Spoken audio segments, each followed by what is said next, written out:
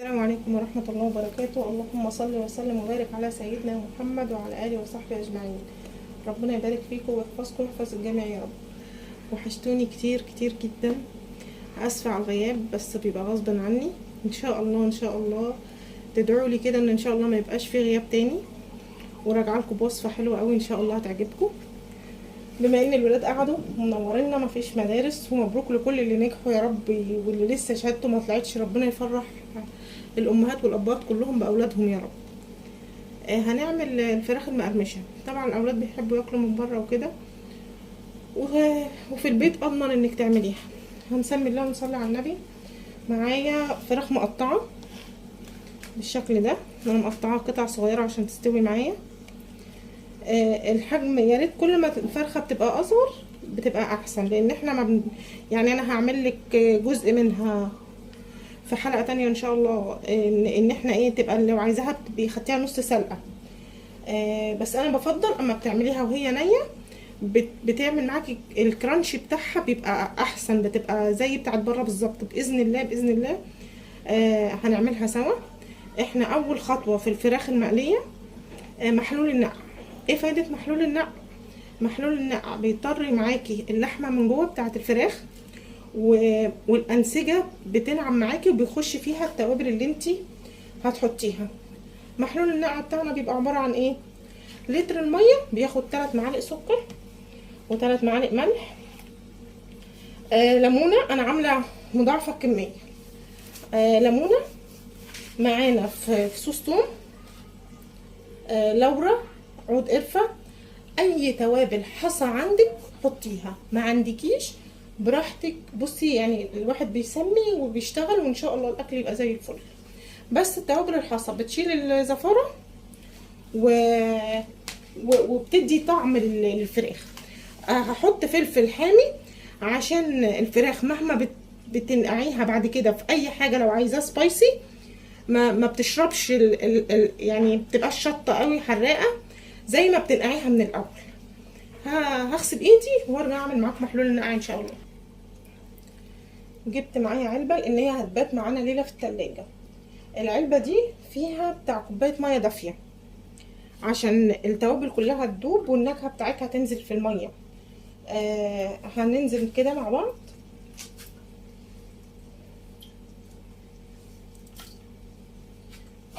معانا هنا السكر والملح. انا هنا حاطه 5 فصوص توم، 5 ورقات لوري او ورق غار، عود قرفه، حبهان، فلفل اسود حصى، كبابه صيني، قرنين فلفل حامي.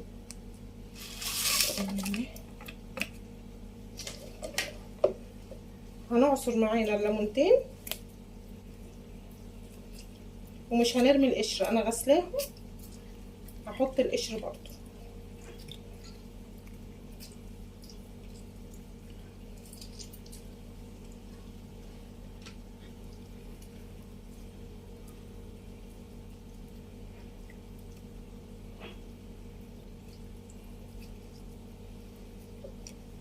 معايا كوبايه خل.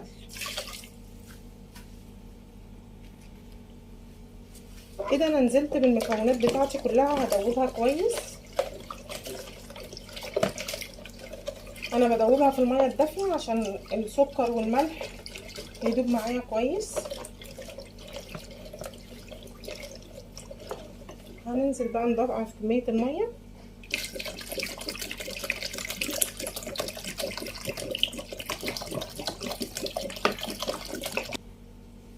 كده انا قلبتها لغايه ما كل حاجه دابت معايا.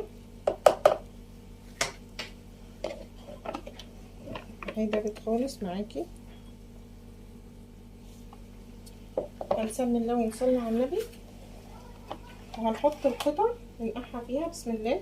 هناخد معاها ليله في التلاجة. عملتيها مثلا بالليل للصبح، وباذن الله هنعمل برضو بكره هنعمل لها خلطه تانية. هتقولي لي انا هتعب نفسي كده ليه وهعمل كل شويه هنقعها، صدقيني هتلاقي النتيجه ممتازه وهتعجبك.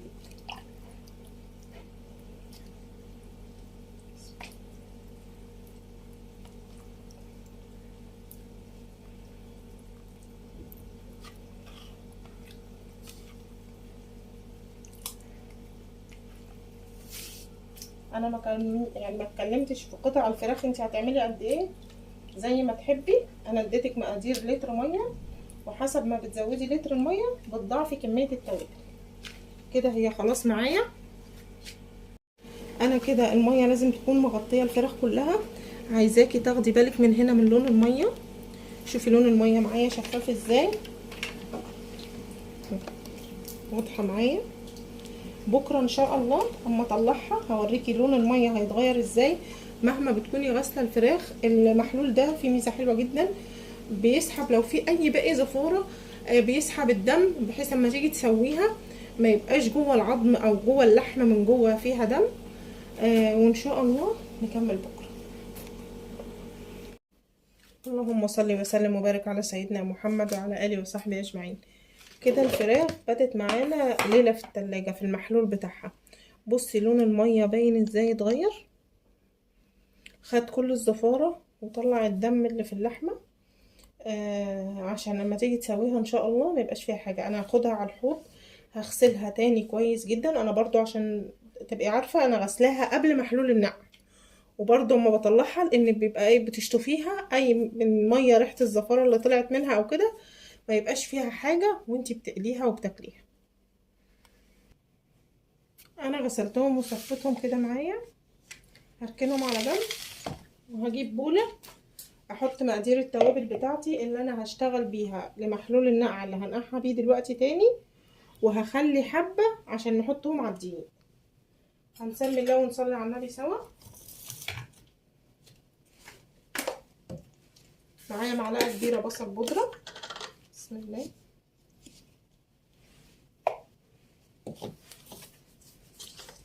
معلقه كبيره توم بودره،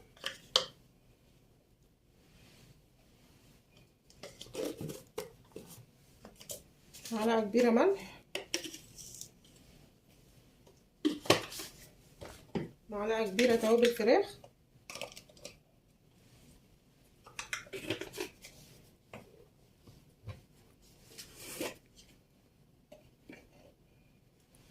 معلقه كبيره بابريكا، ربع معلقه جنزبيل بودره،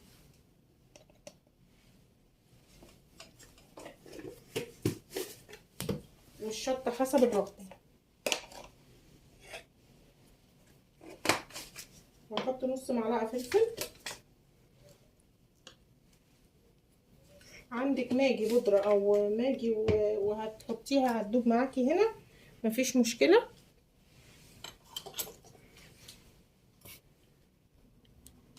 كده هنزل بمكعبين ماجي، مش حابه تستخدميه براحتك.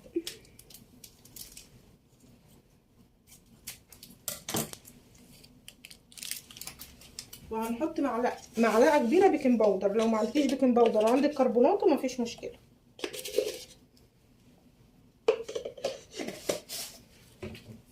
هقلب التوابل كلها مع بعض.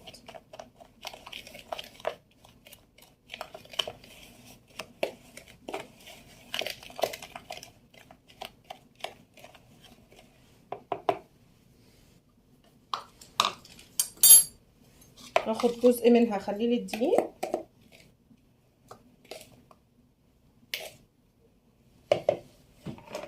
وهجيب دلوقتي ميه عشان انقع فيها الفراخ. كده جبت ميه، احط فيها معلقتين كبار توابل، وهحط معلقه كبيره او معلقتين هريسه شطه. الشطه حسب الرغبه، بس ما تخافيش يعني ما بتخليهاش حراقه قوي. واقلبها كويس.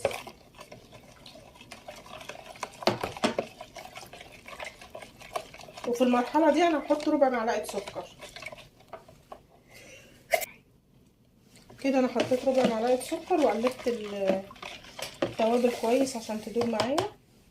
هنسمي الله ونصلي على النبي وننزل ننقع الفراخ. بصي لون الفراخ افتحها معايا والمسام بتاعتها عامله ازاي.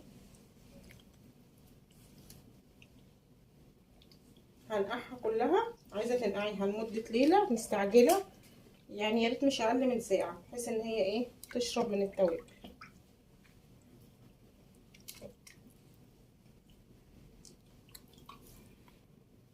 كده انا كملتهم كلهم، حطيتهم في المحلول التاني، هغطيهم وهشيلهم في التلاجة وهرجع. اللهم صل وسلم وبارك على سيدنا محمد وعلى اله وصحبه اجمعين. هنعمل باذن الله بدل ما هنعمل فراخ بروست هنعمل جنبها الكول سلو. هنعمل صوص المايونيز مع بعض. الزيت انا كنت شايلاه في التلاجة.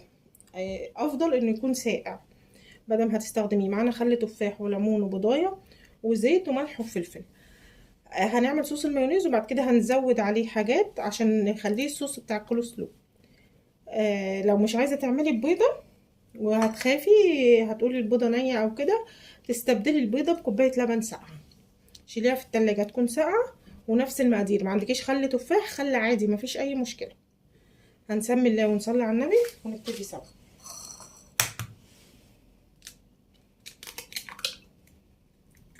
وفي الخلاط يعني اشتغلي في الخلاط عادي جدا.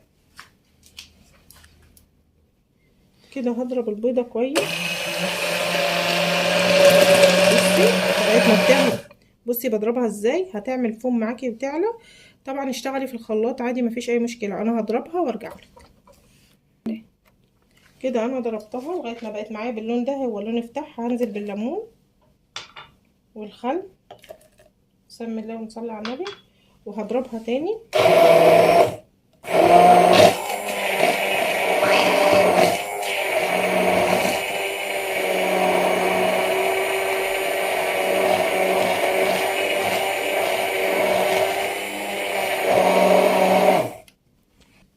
كده حطينا الخل والليمون وضربناهم سوا. هنحط ربع معلقه فلفل ابيض، مش موجود فلفل اسود عادي مفيش مشكله. وهنحط ربع معلقه ملح.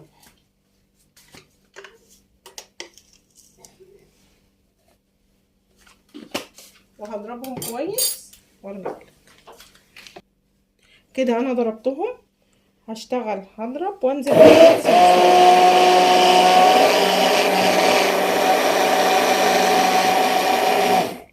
هفضل استمر في الحركه معايا، في الحركه دي يعني لغايه ما تلاقيه مسك معاكي خالص القوام، وهتلاقيه فتح. هخلصه وارجع لك. باينه؟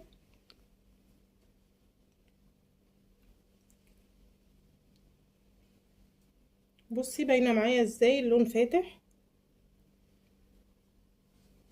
بصي سمكه كمان لما يقعد في التلاجة بيتقل معاكي. كده احنا عملنا صوص مايونيز عادي. هنجيب 3 معالق سكر على الكميه دي، عشان احنا كده ايه هنعمل سلطه كول سلو. وهتحطي معلقه بابريكا صغيره،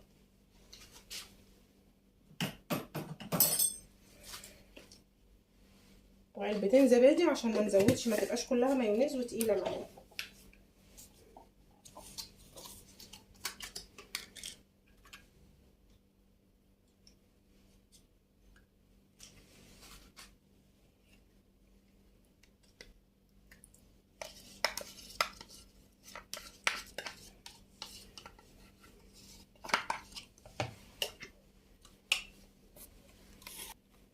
كده انا نزلت السكر والبابريكا والزبادي وهضربهم. وارجع. كده ضربتهم كلهم. ده الصوص بتاع السلطه معايا. انا هشيله في التلاجة ونقطع الكرنب سوا. كده دي كرنبايه السلطه معايا، مش خاص كابوتشا، كرنب سلطه غير الكرنب اللي بنعمله محشي. هناخد جزء منها وهنقطعها مش هنبشرها. بسم الله ونصلي على النبي.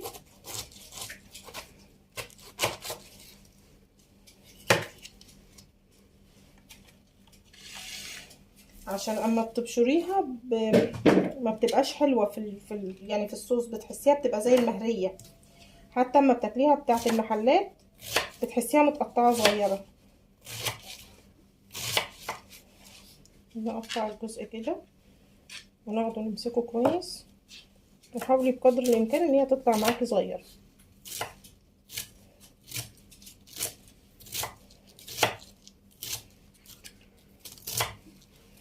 انا شطفتها بس بعد ما اخلص تقطيعها برضو هاخدها في مصفى وانزل تحت الحنفيه، لان زي ما انت شايفه من جوه هي ملفوفه ببعض، عشان نبقى ضمننا ان احنا منضفينها كويس. اي حته لقيتيها كبيره معاكي عيدي تقطيعها.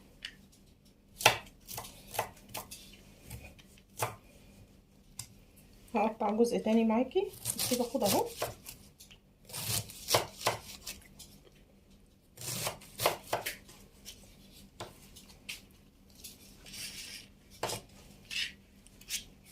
بكملها كده.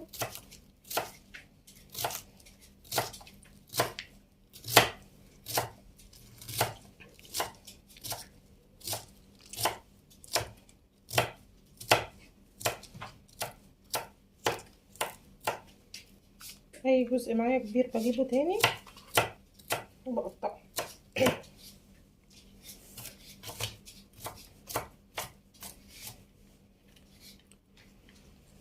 كده هكملها وهشطفها وارجع. كده انا خرطته وغسلته كويس وصفيته. معايا جزر مبشور، بسم الله ونصلي على النبي. وادي الصوص اللي احنا عملناه سوا، بسم الله ونصلي على النبي.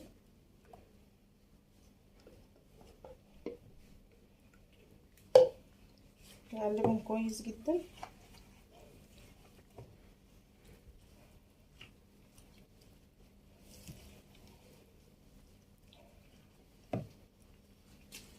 هي معايا بالشكل ده اهو. انا هسيبها في التلاجة لغاية ما اخلص باقي الوصفة.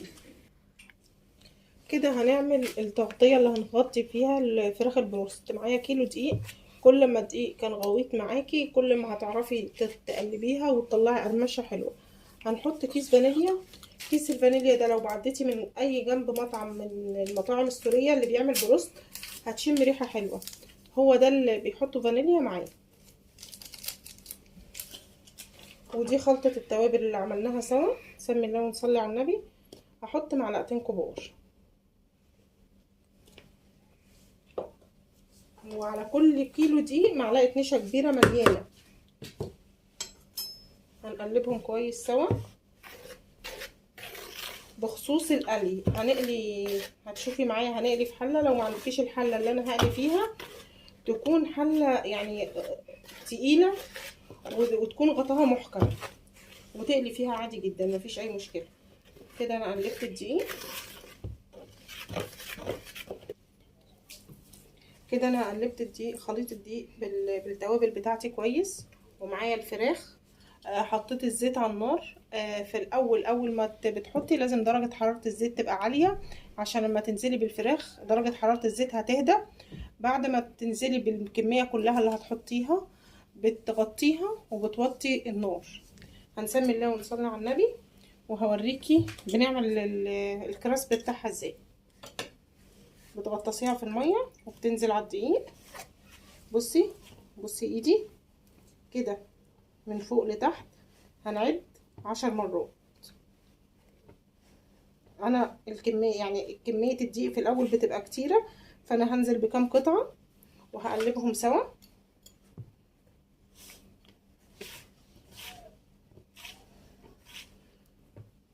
تبقى صوابعك يعني مفتوحه كده وبترفعيها وبتنزليها.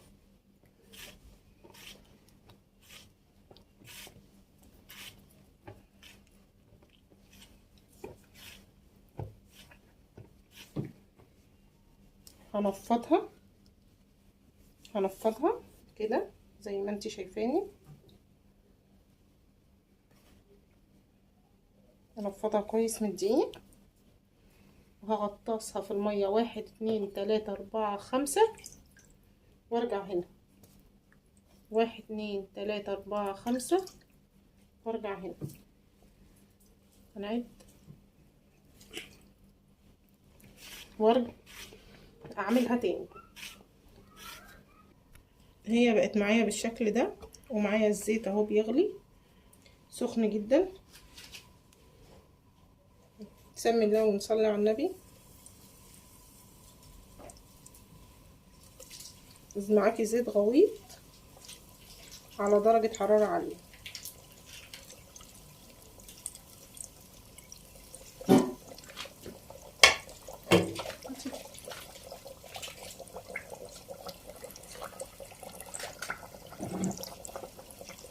بصي بسم الله ما شاء الله الزيت بيغلي معايا. ماشي، هنجيب معلكيش حله زي دي، يبقى ايه، اي حله ألمونيا او حله تكون تقيله وتكون ايه غطاها محكم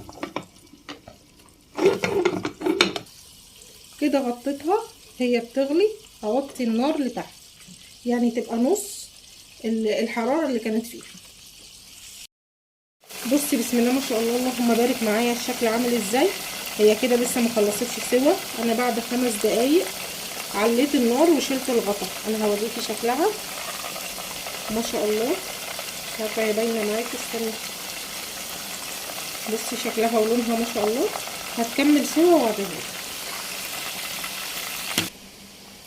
بسم الله ما شاء الله اللهم بارك. لازم تطلعيها على حاجه شبك كده اهي معايا. بصي شكلها عامل ازاي، اسمعك صوت القرمشه بتاعتها. بصي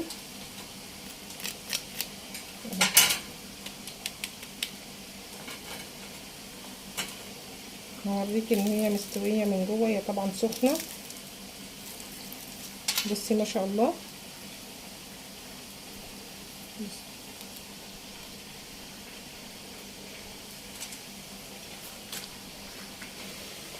وبكده الحمد لله عملنا الفراخ البروست.